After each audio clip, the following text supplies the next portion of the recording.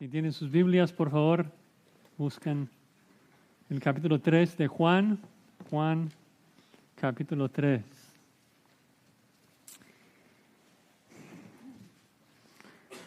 Viaje al centro de la Tierra es un libro publicado por Julio Verne en el año 1864.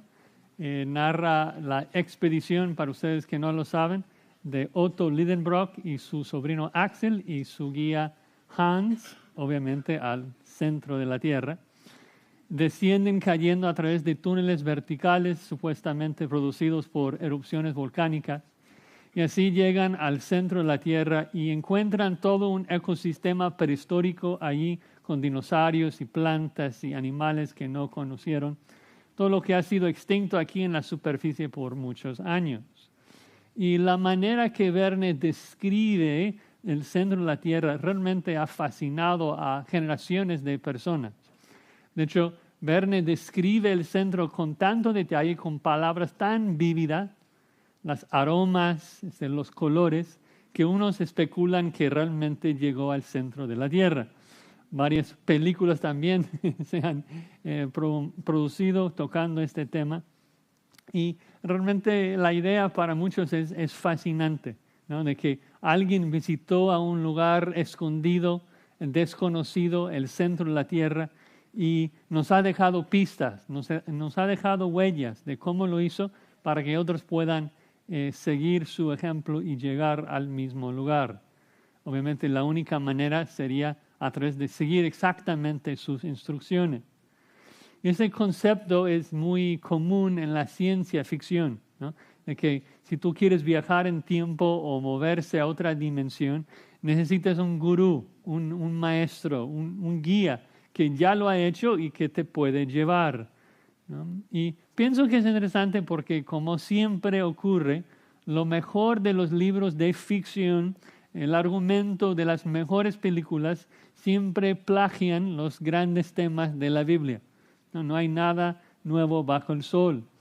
Es el enemigo amenazante, la pérdida de esperanza, el humilde héroe que se torna en un gran guerrero, la victoria final del bien sobre el mal.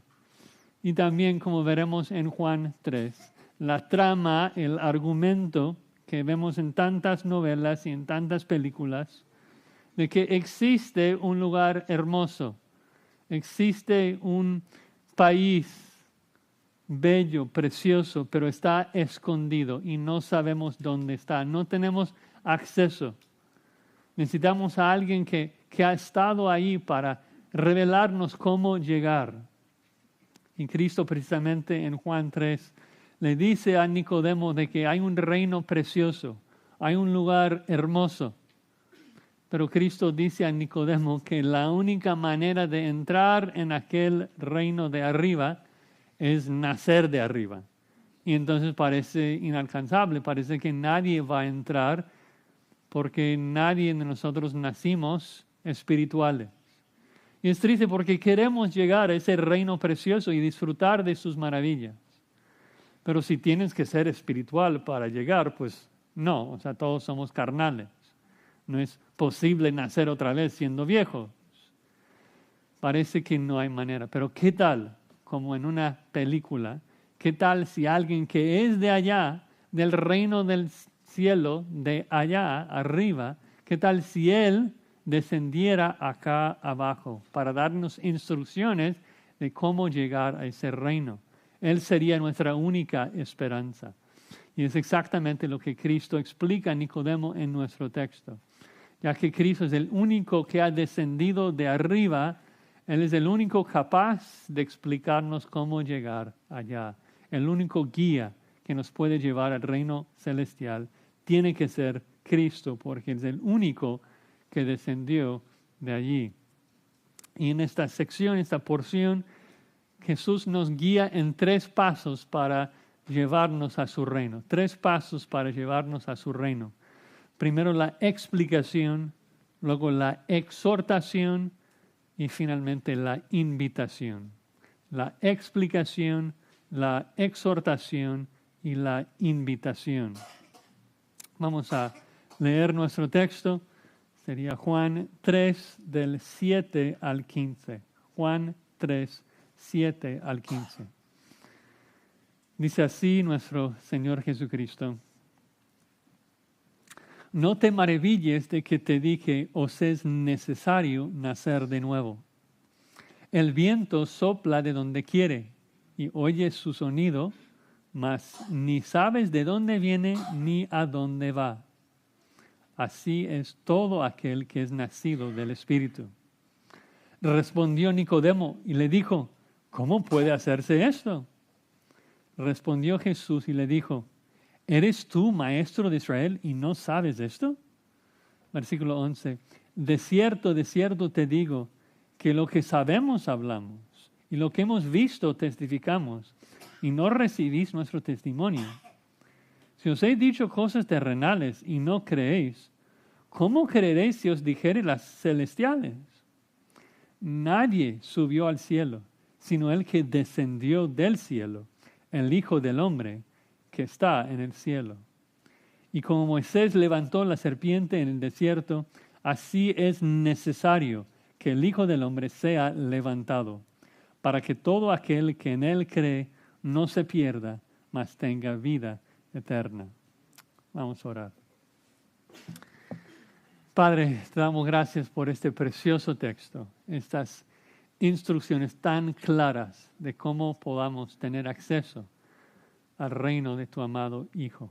Y oramos que mientras lo estudiemos, que tu Espíritu Santo nos ilumine y nos ayude a comprender esas palabras y que nos dé la capacidad y el deseo de obedecer esta palabra. Gracias, queremos, Padre, ver tu gloria brillando en la faz de Jesucristo. Así que te imploramos que nos ayudes por medio de tu Espíritu de glorificar a Jesús y darte todas las gracias y la gloria por tu gran amor, que tú hiciste todo y mereces toda la gloria. Lo pedimos en el nombre de Cristo. Amén. Bueno, la semana pasada comenzamos este gran capítulo 3 de Juan, un gran discurso entre Jesús y Nicodemo que establece el fundamento de la religión verdadera. El fundamento, lo más básico, lo más importante, es de que el hombre no puede salvarse a sí mismo. El hombre no puede salvarse a sí mismo. Para entrar en el reino de Cristo, uno debe nacer otra vez. Debe nacer de arriba, nacer por medio del Espíritu. Solamente Dios puede lavarnos con agua para purificar nuestro pecado. Solamente Dios, por su Espíritu, puede transformarnos en gente digna de entrar en el reino de Cristo. Para disfrutar del reino celestial de Cristo necesitamos vida. Vida física ya la tenemos por medio de nuestro primer nacimiento, pero necesitamos vida espiritual, porque nacemos espiritualmente muertos. Así que la única manera de entrar en el reino es nacer otra vez, nacer espiritualmente. Les di la ilustración de que si tú quieres visitar a Japón, pero en la embajada te dicen que necesitas ser japonés para entrar en Japón, pues no hay ninguna esperanza, porque no puedes hacer nada para convertirte en japonés, es imposible. Tienes que nacer japonés. Y es el punto de Cristo en Juan 3:6, de que lo que es nacido de la carne, carne es. La carne solamente puede producir carnalidad, no puede producir algo más. Y si necesitas vida espiritual, pues solamente el que es nacido del Espíritu puede hacerlo. Entonces Cristo ha dejado a Nicodemo plasmado. Cristo le está diciendo que no puede ganar el cielo por sus obras. Y Nicodemo tiene dudas, porque realmente Cristo ha tumbado toda su cosmovisión, toda su religión, todo lo que Nicodemo hacía, todo lo que Nicodemo enseñaba. Cristo dice, nada de esto vale. La única manera de entrar es por el Espíritu. Ningún esfuerzo de la carne te puede hacer espiritual. Es una obra que solamente el Espíritu puede llevar a cabo. Entonces, Nicodemo sigue con sus preguntas porque no acepta lo que Cristo está diciendo y Cristo sigue explicando. Primer paso, la explicación. Versículo 7, la explicación. Cristo le dice, no te maravilles de que te dije, os es necesario nacer de nuevo. Ahora, como dije la semana pasada, Nicodemo no es un tonto, no es necio, ¿no? Él entiende lo que Cristo le está diciendo. Está maravillado, se puede traducir perturbado. Exactamente porque entiende lo que Cristo está diciendo, que para entrar en el reino no se trata de lo que tú haces, se trata de lo que Dios te hace a ti. Dice, os es necesario nacer de nuevo, necesario, os es necesario. El pronombre os se refiere a vosotros. ¿Vosotros quiénes? Vosotros los humanos. Todos ustedes necesitan nacer de nuevo. En ese texto Cristo está contrastando a sí mismo con toda la humanidad. Él es diferente, Él es quien descendió del cielo. Todos los demás, todos ustedes para llegar a mi reino necesitan nacer de nuevo. Es necesario. Esta estructura en griego normalmente se emplea en la Biblia para indicar o hablar de algo que tiene que cumplirse de la Escritura, algo que Dios dijo en el Antiguo Testamento. Tiene que ser así, es necesario porque Dios lo ha establecido, Dios lo ha dicho, ¿no? Es necesario que el hombre sea crucificado. ¿Por qué? Porque Dios lo estableció. En Ezequiel 36, ya lo vimos la semana pasada, dice que el hombre solamente puede disfrutar del nuevo pacto si es lavado por el agua de Dios y es transformado por el Espíritu. Es necesario, Dios lo ha dicho. El hombre no puede entrar en el reino sin ese nacimiento. Y el punto nuevamente es de que no hay nada de lo que tú puedas hacer para ocasionar ese nacimiento. Tú no puedes provocar tu propio nacimiento. Tú no controlas tu propio nacimiento. Ninguna persona se engendra a sí mismo. Imposible. Tú tienes que nacer de arriba. Alguien más de arriba tiene que hacerlo. Entonces ya Cristo dio ese ejemplo del nacimiento y ahora en el versículo 8 va a dar otro ejemplo, otra ilustración terrenal. Nos va a hablar de ejemplos aquí del mundo que entendamos. Y dice allí, versículo 8, el viento sopla de donde quiere y oye su sonido, mas ni sabes de dónde viene ni a dónde va. Así es todo aquel que es nacido del Espíritu. Ahora, esta es una ilustración magistral.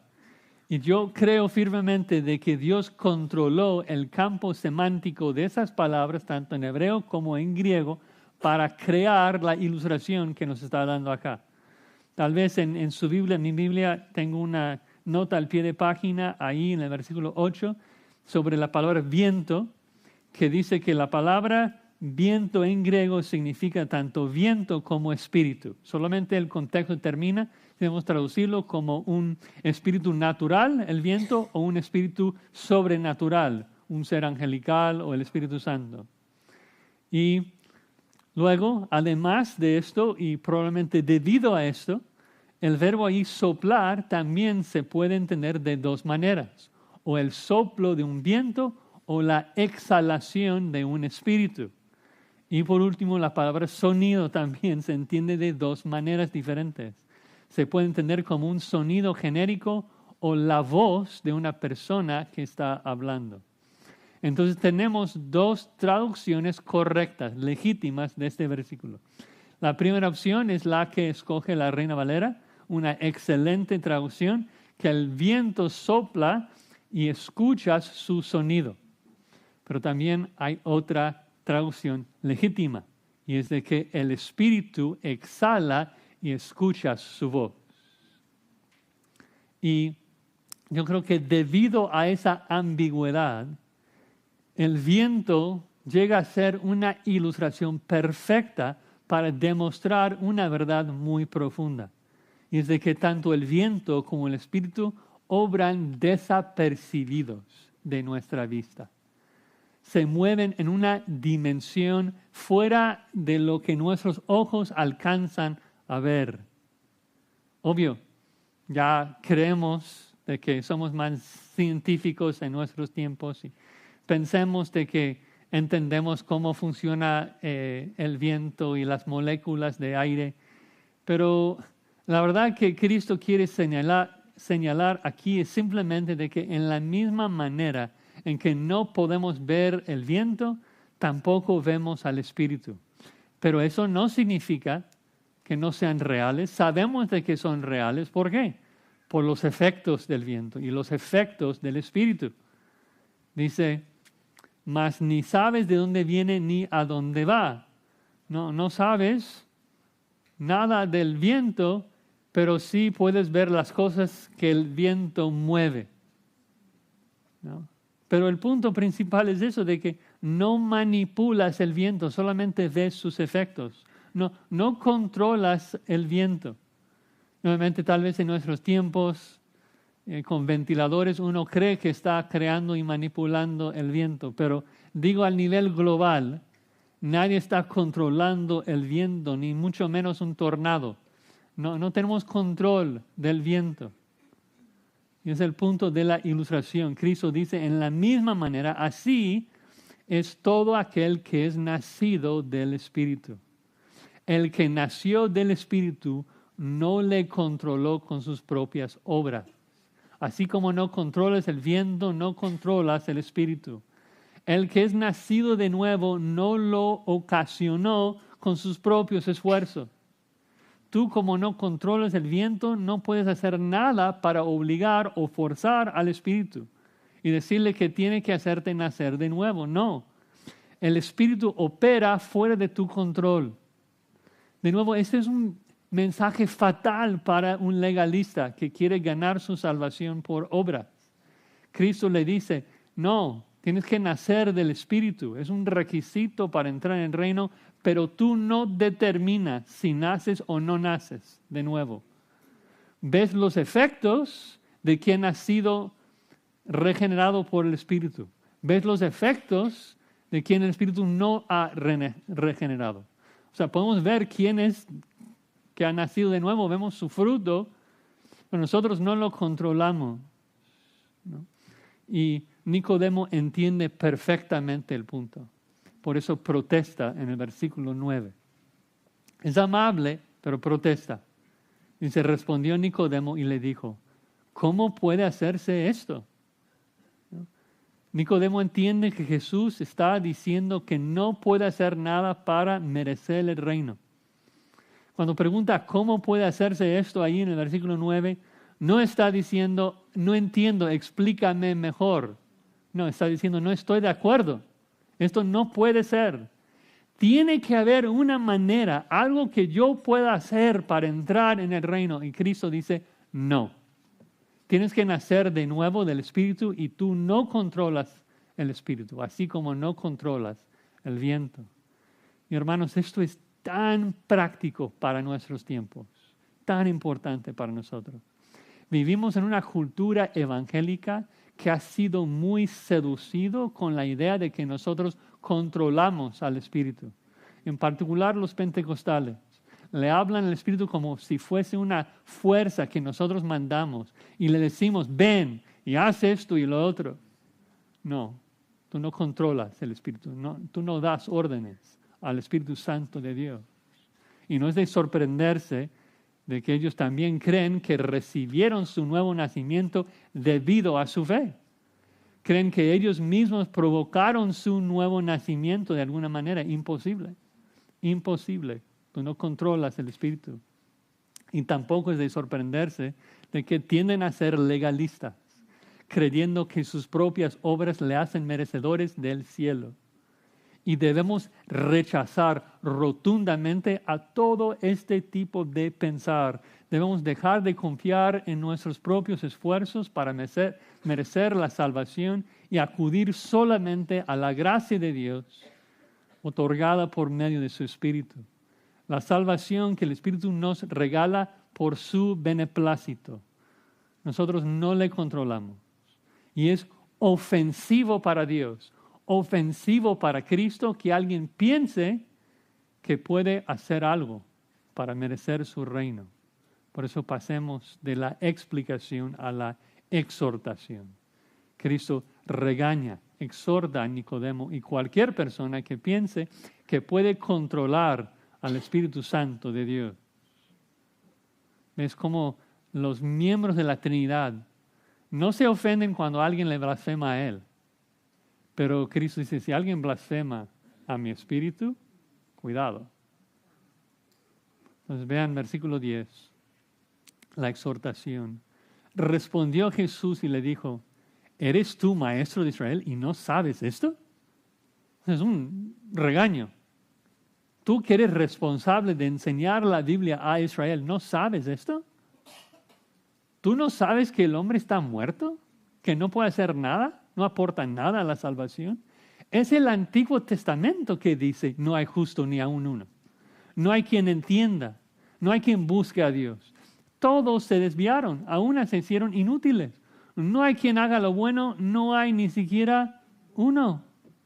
Es el Antiguo Testamento que dice que la maldad de los hombres era mucha en la tierra y que todo designio de los pensamientos del corazón de ellos era de continuo solamente el mal. Es el Antiguo Testamento que dice engañoso es el corazón más que todas las cosas y perverso. Nosotros somos como suciedad y todas nuestras justicias como trapo de inmundicia. David en el Antiguo Testamento es quien dijo, en maldad he sido formado y en pecado me concibió mi madre. Nicodemo, ¿cómo que no sabe? ¿Cómo que no sabes eso de que el hombre está muerto y necesita vida nueva? Tú eres responsable por enseñar Ezequiel 36. ¿No? Que vimos la semana pasada de que el nuevo pacto se trata de ser lavado con agua y transformado por el Espíritu. Eso es necesario. Tu carne, como Jesús explicó en Juan 3:6, solamente puede producir más carne, más pecado. Si necesitas vida espiritual, tu carne no podrá producirla. Solamente el Espíritu de arriba. Tu naturaleza solamente produce pecado.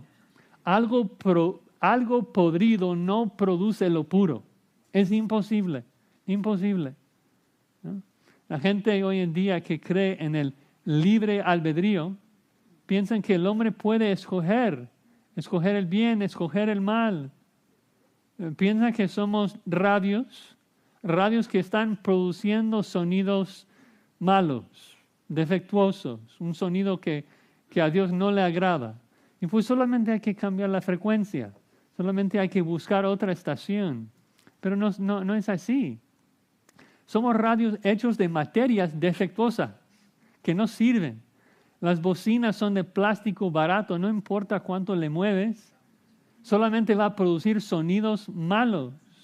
El problema es su naturaleza. Fue hecho mal. Nosotros fuimos concebidos en pecado.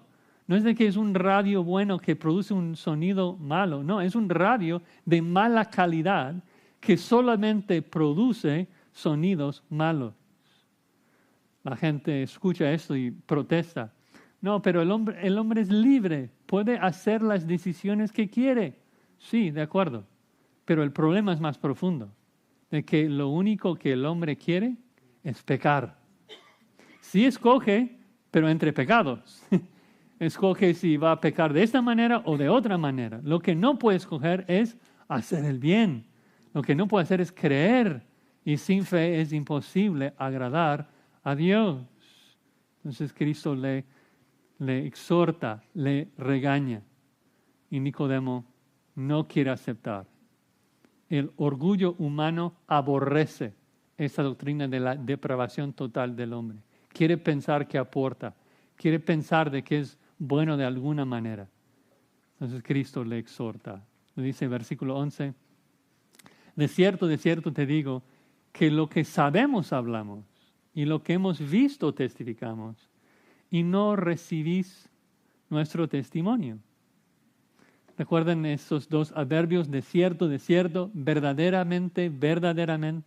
Habla de algo muy importante, algo que Cristo quiere señalar. Dice, lo que sabemos, hablamos.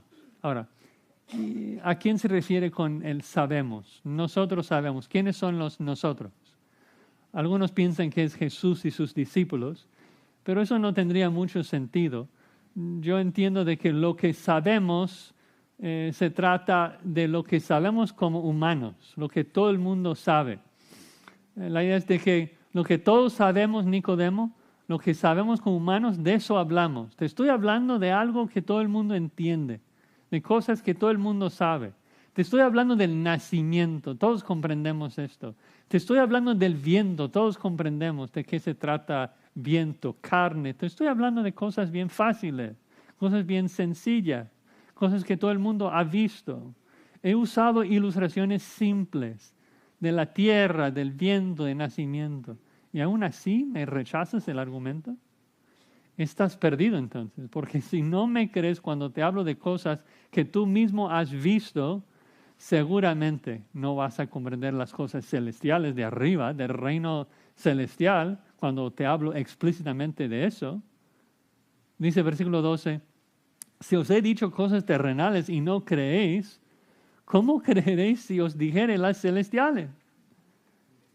Ahora, muchos malinterpretan este versículo pensando que las cosas terrenales son como el pecado, y las cosas celestiales, tal vez ángeles o algo semejante.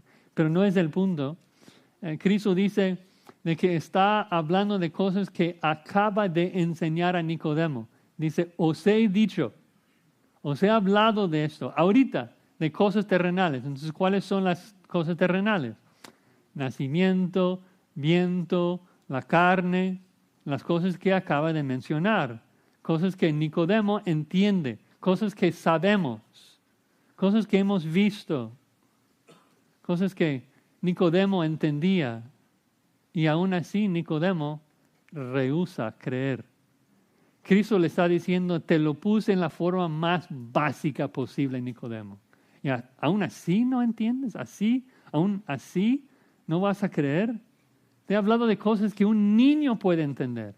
Nacimiento, viento, carne. ¿Qué tal si te hablo explícitamente del reino celestial y cómo luce el reino en el cielo y no una mera ilustración terrenal? No, Nicodemo, ¿tú quieres entender un reino celestial de allá arriba? ¿Tú crees que sabes algo? Recuerden que Nicodemo dijo, hemos visto que tú eres un maestro que viene de Dios. ¿Tú crees que conoces el reino de arriba? No. Para nada, ni siquiera entiendes las cosas terrenales.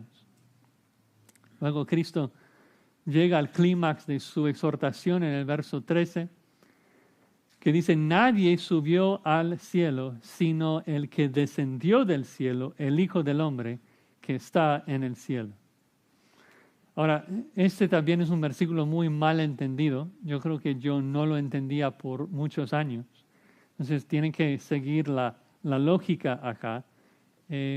Cuando lo lees por primera vez, si no estás pensando bien en la cronología de la vida de Jesucristo, parece que el punto de Cristo es de que nadie subió al cielo, sino el que descendió del cielo, es decir, Cristo Jesús. De que Cristo está diciendo de que Él es el único que ha subido al cielo y que ha descendido del cielo. Es decir, que su punto es, nadie subió al cielo excepto yo. Nadie ha subido al cielo sino yo. Pero ¿cuál es el problema con esta interpretación? Cristo no ha ascendido al cielo todavía. Cristo descendió del cielo, pero no ha sido levantado al cielo todavía. Entonces, el orden cronológico está mal. Descendió sí, pero no es levantado todavía, no ha ascendido, no subió todavía. Entonces, no puede estar hablando de la ascensión, imposible, no ha ocurrido.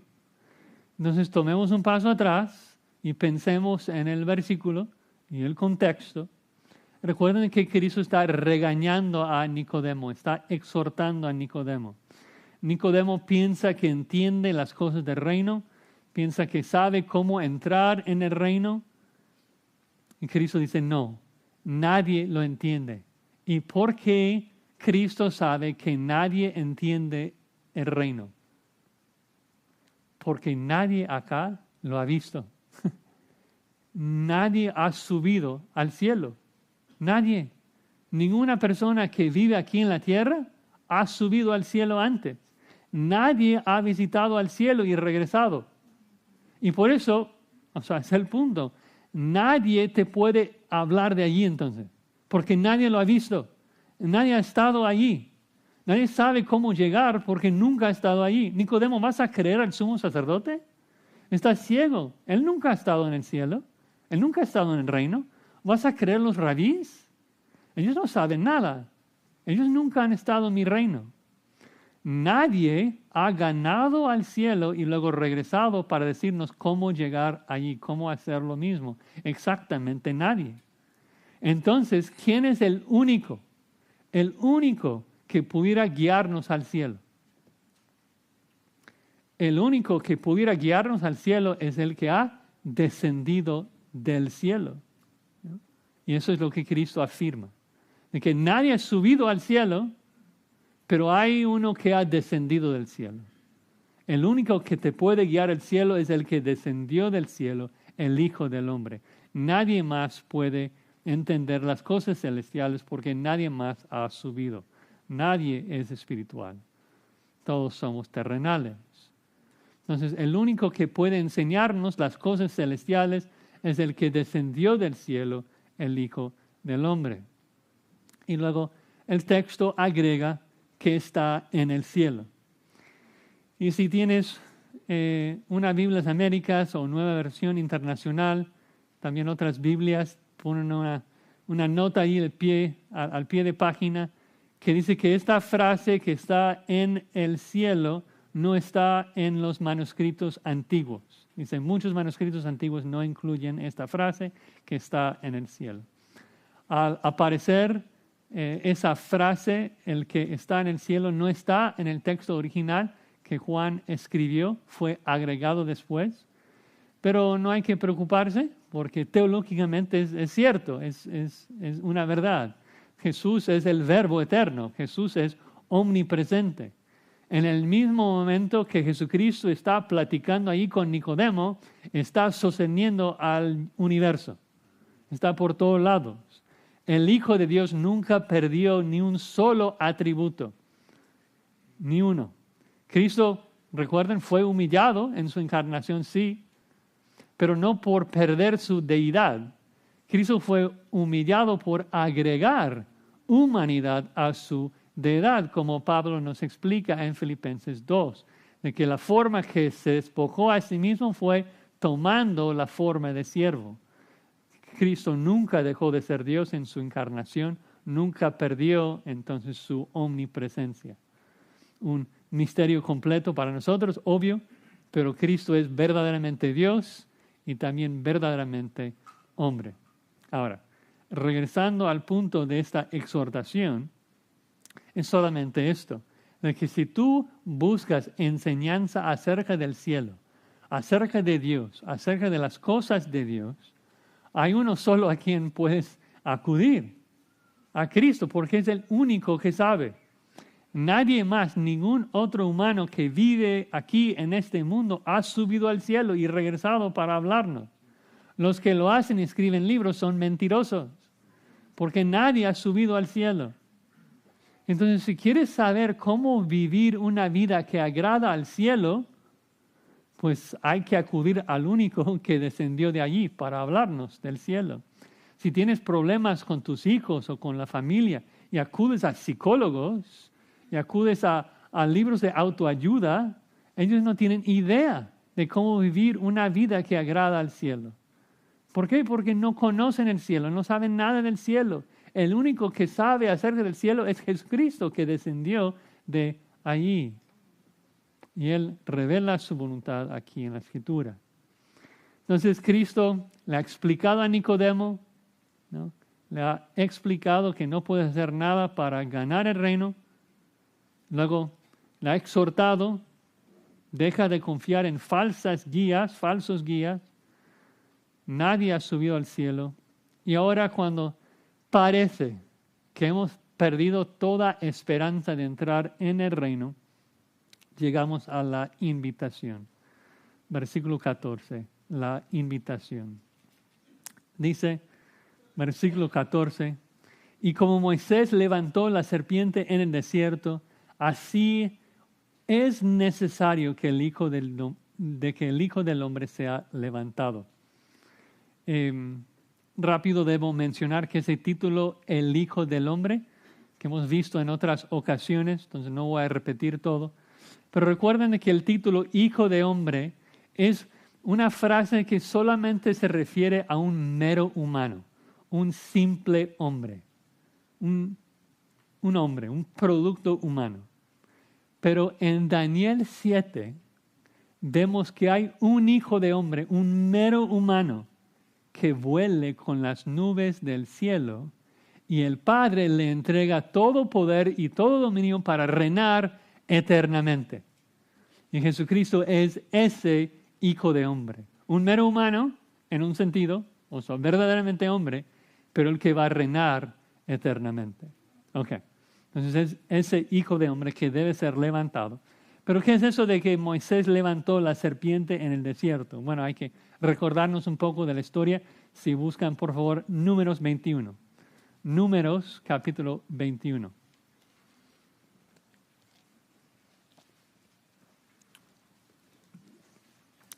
Para ubicarnos un poco en el libro de Números, ya en Números 21, los israelitas han errado por el desierto 40 años y los últimos de la primera generación de Israel ya está muerto. En Números capítulo 20, la hermana de Moisés, María, y el hermano de Moisés, Aarón, mueren en el capítulo 20. Y ya estamos en el capítulo 21. Se trata de la nueva generación de Israel que va a heredar la tierra, conquistarla. Y como lectores estamos con mucha expectativa que tal vez esta nueva generación de Israel va a entrar en la tierra prometida por ser mejores que sus padres. Que ellos no van a murmurar, que ellos no van a ser ingratos y que tal vez van a entrar por merecerlo. Pero no, son igual de ingratos. Dicen, no, hubiera sido mejor morir al principio de los 40 años que errar en el desierto 40 años y luego morir ahora. Ven ahí Números 21:5. El pueblo habló en contra de Dios y contra Moisés diciendo, ¿por qué nos hiciste subir de Egipto para que muramos en ese desierto? Pues no hay pan ni agua y nuestra alma tiene fastidio de este pan tan liviano. Se refieren al maná del cielo que representa a Jesús, que descendió del cielo. Lo ven como un fastidio. Y entonces Dios en Números 21:6 está airado en contra de su pueblo por su insolencia y su incredulidad y envía entre el pueblo serpientes ardientes. Versículo 6 dice que mordían a la gente y que murió mucho pueblo de Israel. Pero luego Israel confiesa su pecado y es increíble ver la misericordia de Dios, que otra y otra y otra vez pecan, pero en el momento que confiesan su pecado, Dios derrama su gracia y perdona, les muestra gracia y bondad. Y dice Números 21:8, Jehová dijo a Moisés, hazte una serpiente ardiente y ponla sobre una asta, y cualquiera que fuere mordido y mirare a ella, vivirá. Y Moisés hizo una serpiente de bronce y la puso sobre una asta, y cuando alguna serpiente mordía a alguno, miraba a la serpiente de bronce y vivía. Todos, sin excepción, todos que fueron mordidos, si miraban a la serpiente, vivían. Y Cristo dice, por eso yo debo ser levantado, para que los pecadores me vean y vivan. Así como he explicado con varias ilustraciones así, el punto no es de que Cristo está leyendo su Biblia un día y llega a Números 21 y dice, esto sería una excelente ilustración de mi salvación. No, es al revés. Es de que Cristo en Números 21, cuando quiere juzgar a su pueblo y luego quiere salvar y sanar a su pueblo, hacía que esas serpientes mordieran a los israelitas para crear una ilustración perfecta de su salvación, para levantar esa serpiente de bronce y mostrar al pueblo de que lo único que ellos tenían que hacer era mirarlo. No requería ningún esfuerzo ni obra de ellos, solamente debían acudir a Dios para su sanidad. Cristo tiene que ser levantado también sobre una asta, sobre la cruz, para que todos los que le vemos vivamos. Cristo tenía que ser crucificado para salvar a su pueblo, tenía que. De hecho, vean el paralelo con el versículo 7, que el versículo 7 dice, os es necesario, o sea, es necesario que ustedes nazcan de nuevo. Y ahora, paralelo, dice, es necesario que el Hijo del Hombre sea levantado. Dos frases, es necesario que nazcan de nuevo, es necesario que el Hijo sea levantado. Entonces, surge la duda. ¿Cuál es la relación entre esas dos cosas necesarias? El Espíritu y la cruz. Bueno, si conectamos el argumento de toda esa sección, el punto es que la cruz de Cristo es lo que posibilita el nacimiento del Espíritu. La cruz de Cristo es lo que posibilita el nacimiento del Espíritu. Cristo dice, tienes que nacer de nuevo, tienes que nacer del Espíritu o no puedes entrar en mi reino. Pero no puedes, porque eres carnal y solamente produces más carnalidad. Tienes que nacer de nuevo, pero por eso el Hijo será levantado. Por eso moriré en la cruz, porque evidentemente la cruz hace posible que el Espíritu Santo nos haga nacer de nuevo. La cruz es lo que borra nuestras transgresiones, nuestro pecado. La cruz es el medio por el cual recibimos la justicia perfecta de Cristo y así el Espíritu nos puede engendrar. Evidentemente, solo así, siendo justificados por la cruz, el Espíritu ahora nos pueda engendrar de nuevo y transformarnos. Por eso que Cristo tiene que ser levantado. Explica en el versículo 15, tenía que ser levantado para que todo aquel que en Él cree no se pierda, mas tenga vida eterna. Lo primero que notamos en este versículo, como dije la semana pasada, es la universalidad de esta invitación. Todo aquel que cree. Y es un contraste tan fuerte por lo que Jesucristo ha estado diciendo en todo el capítulo. De que dice, excepto a menos de que nazcas de nuevo, no puedes ver mi reino. El reino está cerrado para todos ustedes. Solo el que nace de nuevo entra. Es estricto. Nadie subió al cielo. Nadie entra en el reino.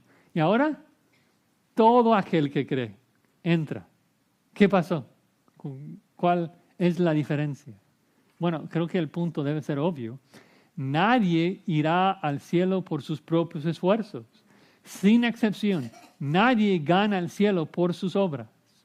Pero en Cristo, todos entran sin excepción. Ni uno se pierde. El que es vestido de la justicia de Cristo entra en el reino sí o sí.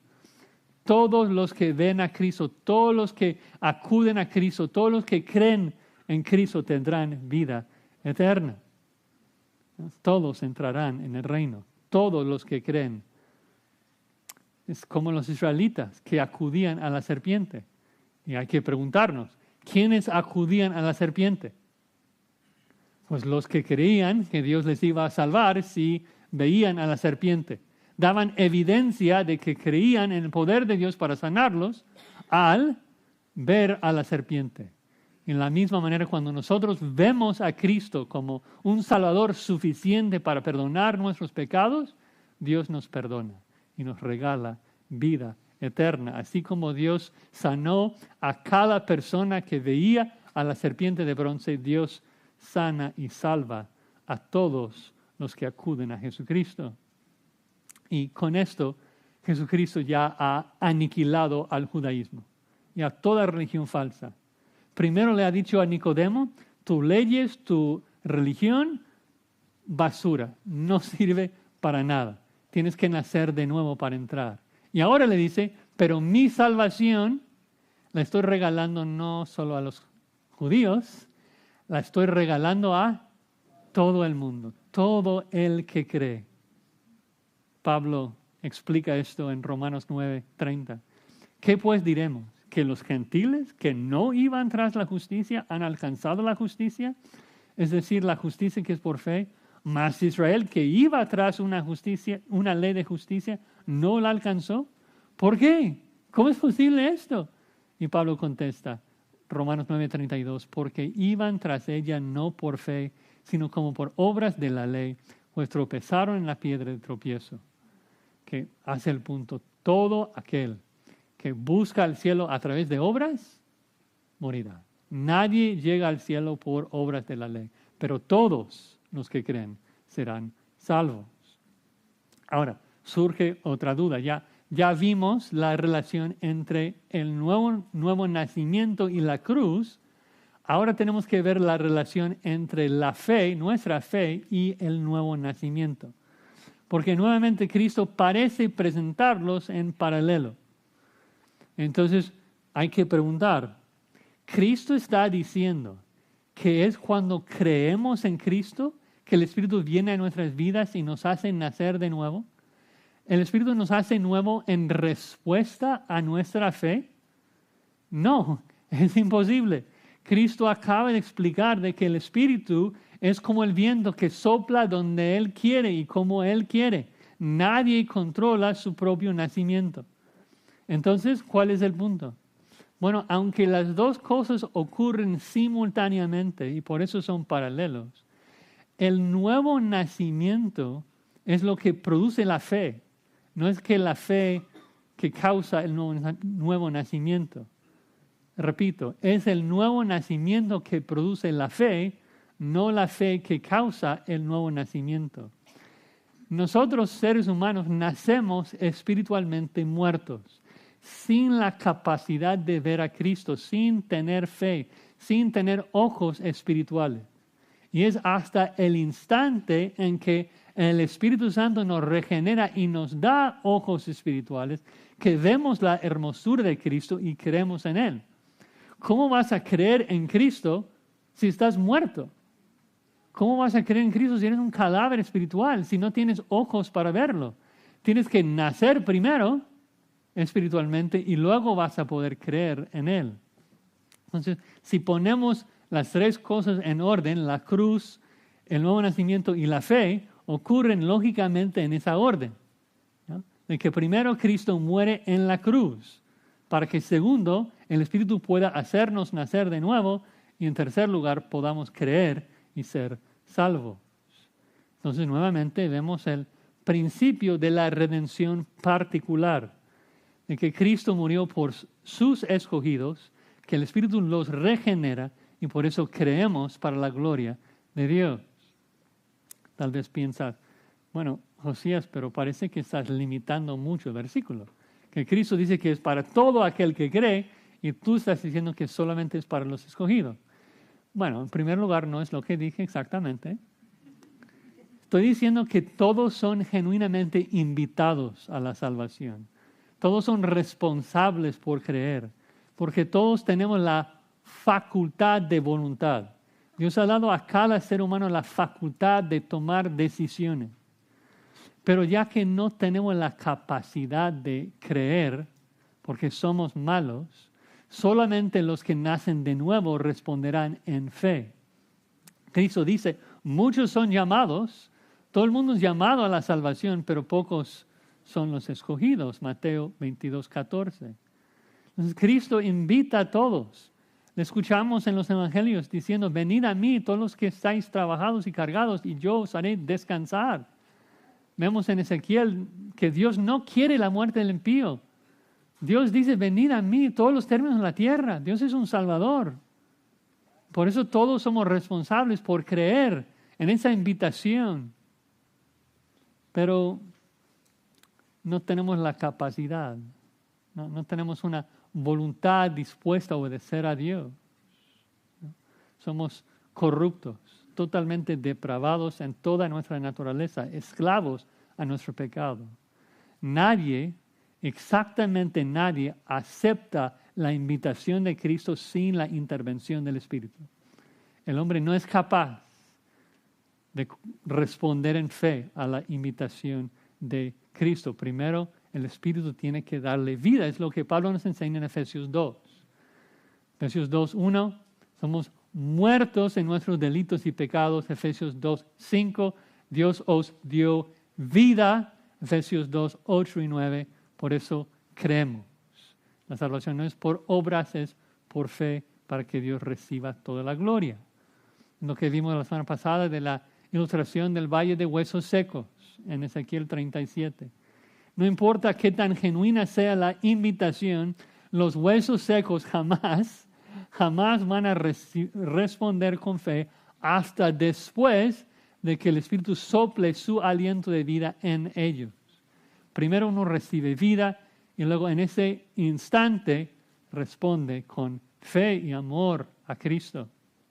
Entonces, Cristo tenía que ser levantado, tenía que morir para que el Espíritu Santo regalara nuevo nacimiento a los que han sido justificados y luego creamos en Cristo.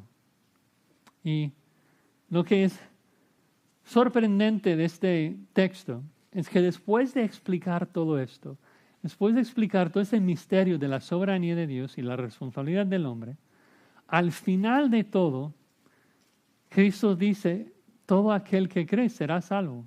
Y es como Cristo estuviera diciendo a Nicodemo, mira, ya que tú tienes problemas para comprender, ya que no estás entendiendo bien, te digo esto, tú despreocúpate del misterio de la soberanía de Dios. No te preocupes de esto. Tú cree en mí y serás salvo. Si crees, sabremos de que fuiste escogido antes de la fundación del mundo. Si crees, sabremos de que naciste de nuevo. Pero tú no controlas esto. Eso es el trabajo del Espíritu. Tú despreocúpate de esto. Tú cree en Cristo. Y cada persona, todo aquel que cree, será salvo. Cada persona que cree entrará en mi reino. Así de simple. Este es el camino a mi reino. ¿Quieres saber cómo llegar a mi reino? Cree en mí y serás salvo. Bueno, en conclusión, necesitamos hacer un viaje. No al centro de la tierra, pero un viaje a un reino hermoso, bello, el reino de Cristo. Anhelamos estar allí, anhelamos disfrutar de sus maravillas, pero solamente uno que es de allá puede guiarnos. Solamente el que descendió del cielo, Cristo Jesús. Por eso Cristo fue levantado en la cruz y luego levantado hasta la diestra de su Padre para poder levantarnos a nosotros hasta allá con Él. Así que Cristo nos ha dado 3 pasos, nos ha explicado cómo funciona el reino. Tienes que nacer del Espíritu para entrar y no controlas el Espíritu. Primero nos ha exhortado a dejar de confiar en nuestras propias obras. Solamente Cristo puede hacernos dignos de entrar en su reino. Y luego el tercer paso nos ha invitado a creer en Él y ser salvos. Una invitación genuina para todo el que escucha, todo ser humano. La gracia de Cristo es inmensa. La bondad de Cristo es inmensa, que perdona y salva a todo aquel que cree.